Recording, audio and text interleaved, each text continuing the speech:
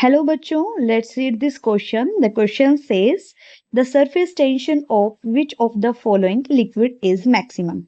Option A is H2O, option B is C6H6, C option is CH3OH, option D is C2H5OH. Okay. So बेटा सबसे पहले इसका की concept क्या होने वाला है? तो क्वेश्चन का की कॉन्सेप्ट होगा, आपको ये चेक करना होगा कि what is this surface tension. तो बेटा अगर हम बात करेंगे सरफेस टेंशन की, तो सरफेस वर्ड से आपको पता चल रहा है क्या होने वाला है सरफेस टेंशन। तो देखिए ध्यान से कि अगर मैं सरफेस टेंशन की बात करूं, तो अगर कोई भी आपकी लिक्विड है, जैसे मैंने बोल दिया कोई भी आपका लिक्विड है, उस लिक्विड के अंदर लिक्विड का एक सरफेस होता है, ये वाला लेट्स से सरफेस है। अब सरफेस पे कोई भी मॉलिक्यूल बैठा है, ये कोई भी मॉलिक्यूल बैठा है, इस मॉलिक्यूल को जो सरफेस के अंदर जो बल्क में मॉलिक्यूल्स हैं, वो मॉलिक्यूल्स इसको कितने फोर्स ऑफ अट्रैक्शन से खींच रहे हैं नीचे की तरफ, इनवर्ड डायरेक्शन में जो इसको फोर्स लगा रहे हैं, उस फोर्स ऑफ अट्रैक्शन को हम क्या बोलेंगे? That is called surface tension. So surface tension is the force of attraction. क्या होता है बच्चा? ये फोर्स ऑफ अट्रैक्शन बोल सकते हैं, ठीक है, force of attraction on the surface of liquid. कहां पे? On the surface of liquid, liquid के सरफेस के ऊपर, सरफेस ऑफ लिक्विड, लिक्विड के सरफेस पे लगेगा, ठीक है। बाय किसके द्वारा लगाया जाएगा बेटा? किसको लगाएगा? By the bulk molecules. कौन लगा रहे हैं? बल्क मोलिक्यूल्स ऑफ लिक्विड, ठीक है। तो उसको हम क्या बोलेंगे? That is called surface tension. अब बात करते हैं इस क्वेश्चन के अंदर ऑप्शंस आपको देकर, सबसे पहले H2। तो H2 की अगर मैं बात करूं, तो इस मॉलिक्यूल्स में क्या होता है? इस मॉलिक्यूल के अंदर बेटा वाटर के अंदर होती है H बॉन्डिंग, आपको पता है, ठीक है।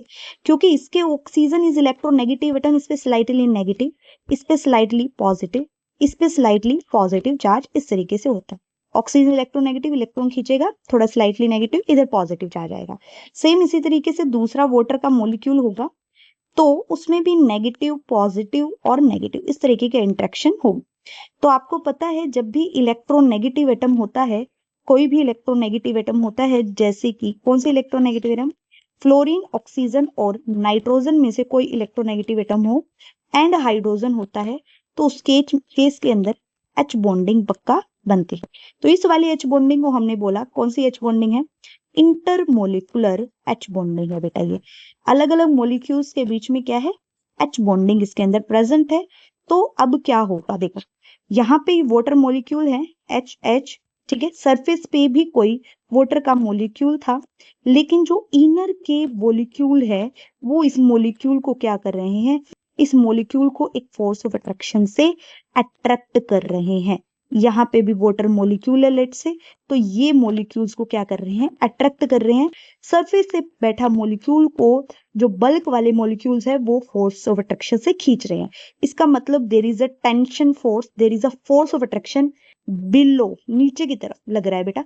तो इसको हम क्या बोलेंगे? यहाँ पे सरफेस टेंशन प्रेजेंट है, ठीक है। लेकिन अगर मैं बात करूं C6H6 के अंदर, तो ये वाला मॉलिक्यूल तो आपका पोलर ही नहीं है, नॉन पोलर मॉलिक्यूल है, नो H बॉन्डिंग। CH3OH की बात करें, तो इसमें H बॉन्डिंग है, but not that much effective, इतना फोर्स ऑफ अट्रैक्शन क्रिएट नहीं कर सकता। फिर बात करें C2H5OH में भी सेम, इसमें भी इतनी ज्यादा पोलैरिटी नहीं है, H बॉन्डिंग इतनी नहीं है। सबसे ज्यादा H बॉन्डिंग किसके अंदर होगी? वाटर में सबसे ज्यादा पोलर मॉलिक्यूल है, सबसे ज्यादा H bonding. Option number A is correct, ठीक है। Option number A is correct. Hope you understood the solution. Best of luck.